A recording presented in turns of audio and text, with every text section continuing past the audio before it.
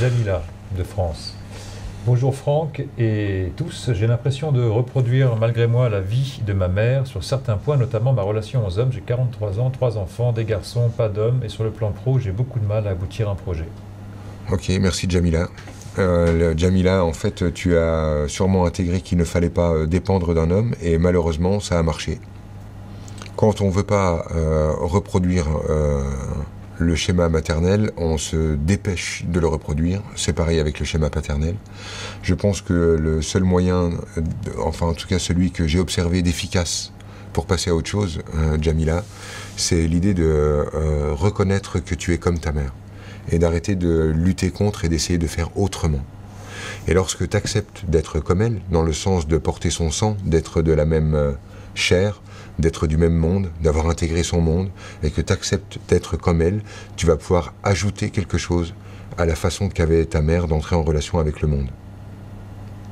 On le voit parfaitement, si tu veux, avec les questions générationnelles, où tu as papy qui aime son enfant, mais il l'aime sans jamais le dire, et à grands coups de tape dans le dos, de « tu seras un homme, mon fils ». Et le fils, il comprend en fait qu'il est aimé juste à chaque fois qu'il prend une taloche, en gros. Et puis le fils, lui, de cet homme-là, il va avoir reçu finalement l'amour de cet homme-là, mais quand il va s'adresser à son fils, il saura lui dire son amour. Mais il continuera de lui taper dans le dos en lui disant « tu seras un homme, mon fils ». Et puis le fils de cet homme-là, il est capable d'exprimer son amour et il est capable de dire à son fils « je m'en fous que tu sois un homme, mon fils. Tu seras comme t'es, mon fils ». Et ainsi de suite. Ça, en fait, ce sont des gens qui se reconnaissent dans leur lignée et qui acceptent d'être comme leurs parents. Et du coup, ils peuvent ajouter quelque chose. Lorsque je refuse d'être quelque chose, je vais directement dedans. Tout simplement. Donc moi, c'est ça que j'ai envie de te répondre, Jamila. Et si je précise un petit peu l'énergie qui est en dessous de ça, Vanessa m'a dit aujourd'hui qu'on était... on est le 2 novembre encore aujourd'hui, qu'on était... je sais pas quoi, dans le Nouvel An celtique, ou je sais pas si oui, le Nouvel An celtique, ou la fête des sorcières, ou une espèce de truc comme ça, et que c'était cool parce que c'était comme une ode aux femmes avec la fête des sorcières aujourd'hui.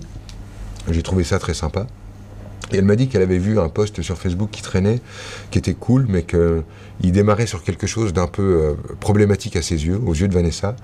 Elle me disait que le post démarrait sur nous, les femmes, nous sommes indomptables. En gros, on ne laissera pas les hommes nous mettre la main dessus. Nous sommes sauvages et indomptables, une espèce de truc comme ça.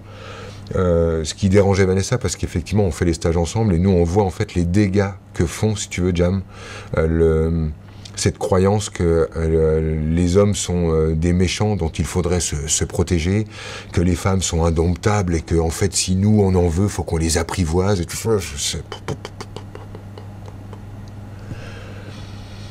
Le courage aujourd'hui, c'est d'oser dépendre. Le courage aujourd'hui, c'est d'oser perdre ses guerres. Le courage aujourd'hui, c'est d'oser dépasser le clivage. Et je ne crois pas en fait qu'il y ait vraiment quelque chose à tirer de la lutte entre les hommes et les femmes.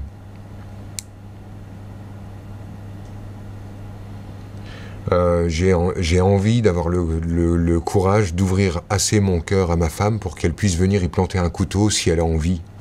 Si ça dit qui elle est, et si c'est la façon qu'elle a envie d'entrer en relation avec la vie, et si c'est ce qu'elle veut exprimer d'elle-même. Mais si je veux qu'elle ait la possibilité de venir planter ce couteau dans mon cœur, si c'est son choix, c'est parce que je souhaite qu'elle ait accès à mon cœur. Comprenons quand même que si je me protège des chagrins d'amour, je me protège simultanément des histoires d'amour. Et j'ai pas à me protéger des chagrins d'amour. Ça fait mal et presque j'adore ça. Moi j'ai dit ça cette semaine et franchement, en fait j'ai envie de leur dire, mais je le redis encore. Te méprends pas Vanessa, j'ai pas envie que tu me quittes.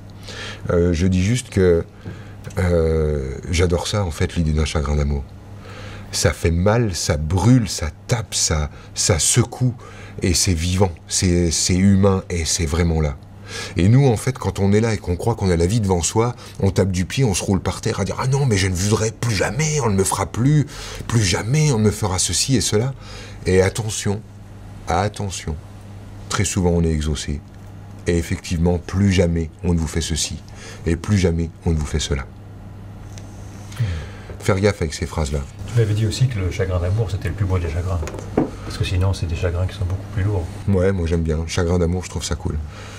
Je me rappelle quand c'était mon oncle qui vivait son chagrin d'amour, et alors qu'il a 72 ans, 73 ans, tu te dis un chagrin d'amour à 72 ans, 73 ans, mais waouh!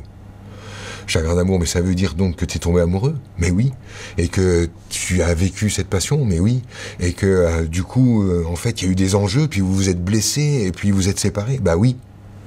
Waouh! Waouh! Ah oui. Et puis d'ailleurs, il est toujours en couple. Il avait juste un chagrin d'amour.